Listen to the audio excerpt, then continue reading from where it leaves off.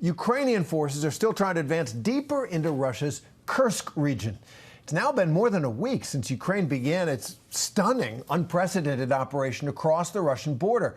The first foreign incursion into Russia since the Germans, the Nazi army, in World War II. Right now, several thousand Ukrainian troops are estimated to be inside Russia.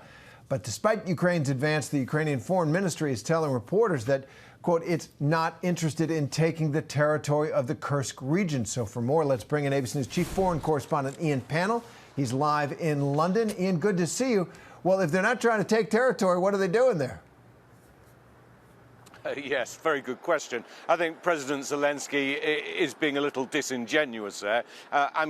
There are a number of potential objectives here. One could be to try and get Russian troops from the Ukrainian front lines. They've been advancing on the front lines throughout the summer. Ukraine has been playing defense to try and get some of those troops relocated back into Russia. That would alleviate the pressure on the front lines. I think actually holding some land inside Russia will potentially give them some kind of flexibility in any potential peace talks. In other words, you could trade land for land. And the third, I think, is just to unsettle Vladimir Putin, to create trouble in his own backyard, the way that Ukraine has had to experience. We've seen significant numbers of people being forced to evacuate from their homes. Of course, the Russian media is tightly regulated, but it's still a huge problem.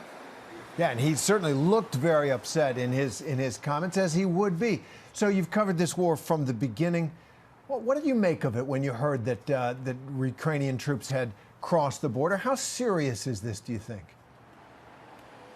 I think we've all been quite rightly sceptical about how significant this could be, especially because they are on the back foot. In some senses, they've been losing the war inside Ukraine. What was it that they could possibly deliver? Bear in mind that the architect of this offensive is General Sursky. He's now the commander-in-chief of Ukrainian armed forces, but he's also the man who masterminded, or partly masterminded, the defense of Kyiv at the start of the war, and also that lightning Kharkiv offensive, again over a year ago, where they took vast amounts of land from Ukraine. It's audacious, it's very bold, and it could well work.